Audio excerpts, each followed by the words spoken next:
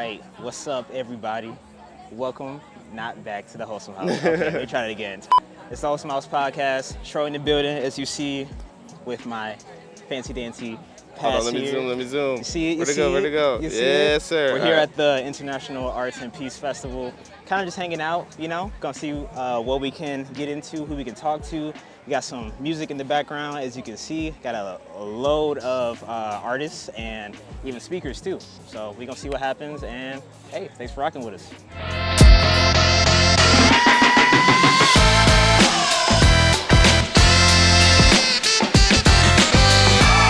I feel like conventions like these are always like dedicated to somebody that died. So I'd be afraid to sit on them for real. Right. You be trying to rest your legs and then just be like, here lies so-and-so. They the one resting.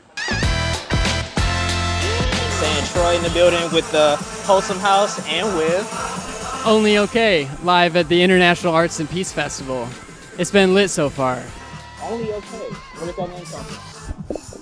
The name has been with me since I started rapping. I haven't changed it a single time. It's really changed over the years. It's evolved and meant a bunch of different things. But right now, it's mostly an acceptance about being all right with the best you can do, being realistic. But I don't mean that in like a depressing way. It's like there's a power in that when you accept something. So, yeah.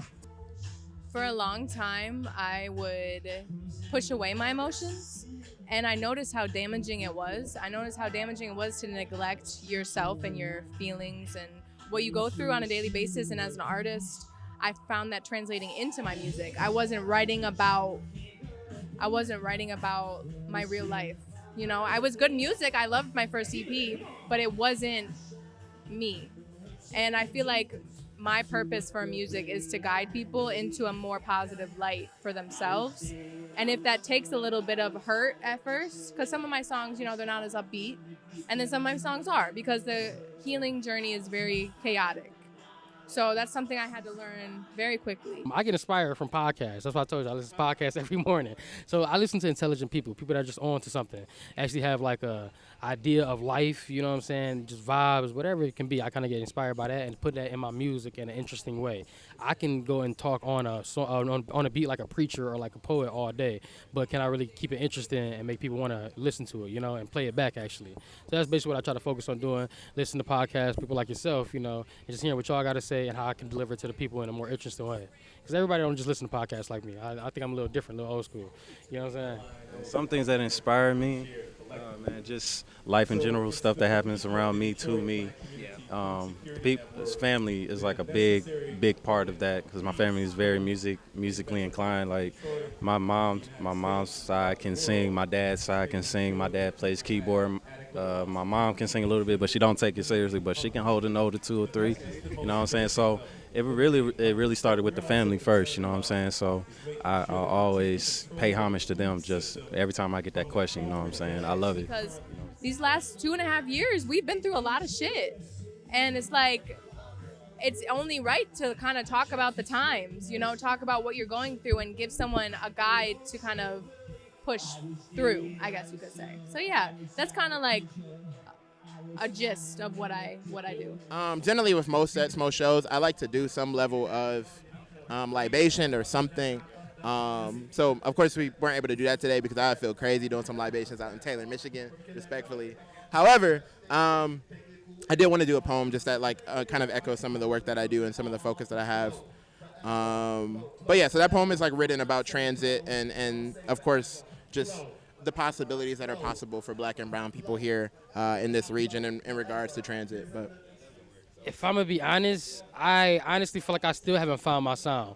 I'm a very versatile artist, so I really just do whatever the beat brings to me. I work with a couple of producers, Moxie Music and Kylo, dope ass producers that kind of just match my sound, if you want to say it perfectly. So really, they just deliver whatever the track that I'm thinking that day, whether it's some melodic, whether it's some rap, maybe it's some just singing, whatever it is. I kind of just let it flow from there. So to explain my style, I honestly don't know. I never have one artist I can really compare myself to, or even 3 artists. If I'm gonna be honest with you, I kind of let the people decide. I don't need a style right now. I just know I can keep on delivering. Once I hop in the studio, I do my thing and just be happy with that. You know what I'm saying? I don't overthink anything. I literally just hop in there. I never want to say, oh, man, I need to make more singing songs. I need to make more rapping songs. People ain't really hearing me. I just do what comes to mind, you know. That's all you really can do. I don't try to impress anybody, basically, you know. I love like most genres, and I have incorporate them in, you know, very intentional ways. Not in the like genreless way, but in the sense of like, what if I took, you know, swing, like kind of like Dilla type swing, like R&B, neo soul, but what if I pushed it more punk, or what if I pushed it more industrial? And that's generally like how I approach music, is a lot of just like play, a lot of fun. When it comes to my music in particular, I would say that's it. Like lyrically, I try to like, I like to take people to places that are like hyper specific, but also like unique to me.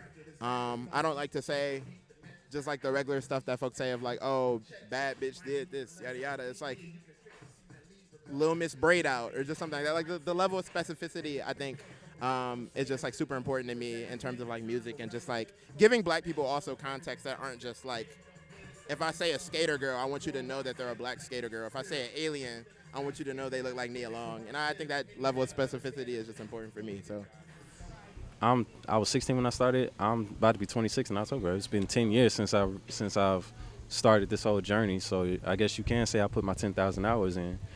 And so, but even if you got 10 years experience and you dope, you know what I'm saying, you still learning more things to get the same results, which is crazy to me. You know what I'm saying? So it's like, everything is, you still learning at the end of the day, even if you become 60. And there's a lot of dope legendary engineers that still, you know, throwing gems and be like, oh, I didn't even know this, but check this out, if you do this you get this, you know what I'm saying? I've been doing music for 2 decades now, so you know what I'm saying, like I've seen a lot, heard a lot, and you know what I mean, like, you know how my partner just said, like, you know, he ain't comfortable with one style, but you know what I'm saying, I got an abundance of them, you know what I'm saying? So in a sense, you know, they all came from somebody. I ain't just pulling them out my ass, you know. For real, you know what I'm saying? Like, they, you know what I'm saying? I don't want to call out names, but yeah, so-and-so did something and it made me look at something in a sense different, you know what I'm saying? I didn't particularly take something from that person, but, yeah. At the beginning of my set, I said that I was diagnosed with schizophrenia at the end of last year. And so hopefully other people can see that I'm able to put myself out there like that and feel it the same for themselves, you know? You can really do anything if you want it enough. Who am I affecting by putting this music out? Who is going to feel something from this? Who is like not strong enough to come out of what they're going through, and they need that little boost? Because music, at the end of the day, music in any sort of way can heal a lot of people. And if I can aid a little bit more, you know, with my music, because it's focused on that, I've won type shit, you know?